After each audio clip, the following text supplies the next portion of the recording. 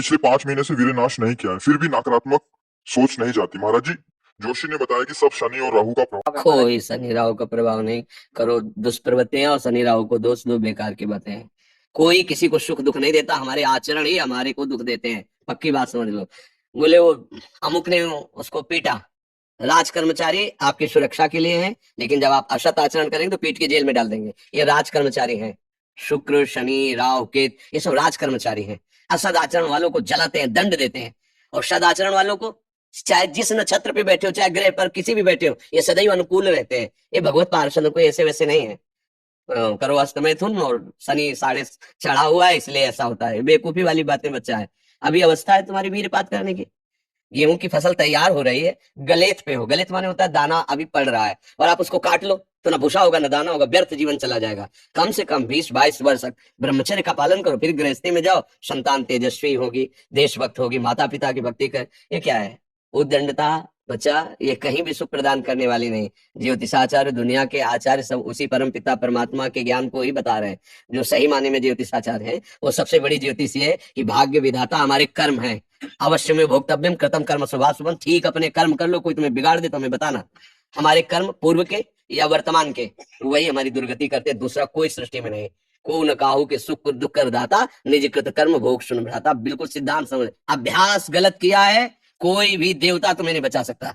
गलत अभ्यास किया है, अपना नाश स्वयं कर रहे हो, किसी देवता या किसी का दोष नहीं। काले कर्म ईश्वर मिथ्या दोष लगाए। ये आचरण गंदे बंद करो बच्चा। नाम जप करो, सात्विक आहार करो, आधा घंटा दंड बैठक मारो, व्यायाम करो, दौड़ो, अभी सब ठीक हो जाएगा।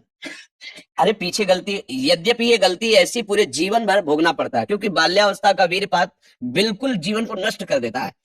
इसीलिए बालकों को गुरुकुल में रखा जाता था, चाहे वो राजकुमार हो चाहे किसी का बालक हो। वहां वो एक साधुता से जितेंद्रीय होकर के फिर गृहस्थ धर्म में जाता था। 10-20-50 वर्ष गृहस्थी में रहा, कुछ उसका बाल बाका नहीं हुआ, फिर वो विरक्त होकर के आंतरिक, फिर वो जितेंद्रीय होकर के परमात्मा को प्राप्त कर ले। आज हमारी बाल्यावस्था से मोबाइल का संग है, गंदे बच्चों का संग है, अब ये गंदी आदतें हो गई, सर्वनाश हो गया। अब सोचो, ये अवस्था तुम्हारी चिंता सुख से ग्रसित होने की है, आनंद में उमगने की है। अभी नौ किशोर अवस्था है, ये तो मस्ती वाली, क्योंकि मस्ती हटा दी, अब रह क्या गया जीवन में। ये जो लोग समझते हैं ना कि जैसे खून निकलवा लो तो खून बन जाता है, बहुत गलत बात है। वो दान देना, वो महीने में वो बात एक अलग है, लेकिन सप्तम धातु वीर एक मन शुद्ध सात्विक पौष्टिक अन्न के बाद एक बार के लिए तैयार होता है। और यहाँ बच्चे खिलवाड़ में 2-2 3-3 बार रोज, अब क्या होगा? उनका हड्डियों तक की सामर्थ्य नष्ट हो जाएगी, कुछ दिनों बाद देखना बंद हो जाएगा, ऐसा चौंधियाने लगोगे, खड़े होने में चक्कर आएगा, कमर दर्द करेगा, पैरों में टूटन बनी रहेगी, दिमाग में टेंशन बनी रहेगी, पढ़ोगे तो कुछ याद नहीं रहेगा, स्मृति नष्ट होने लगेगी, एक नास्तिकता छा जाएगी, फिर ये जीवन भार लगेगा, फिर नशा में उतर जाओगे, फिर तो बस गए, फिर गए।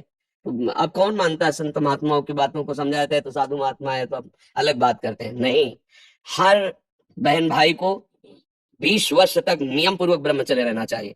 ये जो व्यवहार चला है, अब क्या है कि कुछ भी बोलो तो जबान पे लोग अंकुश की, वो तो ऐसा बोल रहे। ये जो मोबाइल की सुविधा और उसमें सब गंदी बातें देखना, अब आप पढ़े लिखे हो, सर्च करो, सब आ जाएगा। ये जीवन का नाश कर देने वाली बातें हैं बच्चों के। माता पिता को इन पे सावधान रह करके अंकुश करना चाहिए, क्योंकि वो इस समय उन्मत्त हैं बच्चे, उनको वास्तविक सत असत का ज्ञान नहीं है, तो वो अपना ही अहित करने के लिए अपना सुख समझते हैं। अपना हित कर रहे हैं, अपना सुख समझ रहे हैं। ये तो कहो भगवान की आपके ऊपर कृपा है जो आप हिम्मत करके अपनी बात यहाँ कह रहे हो।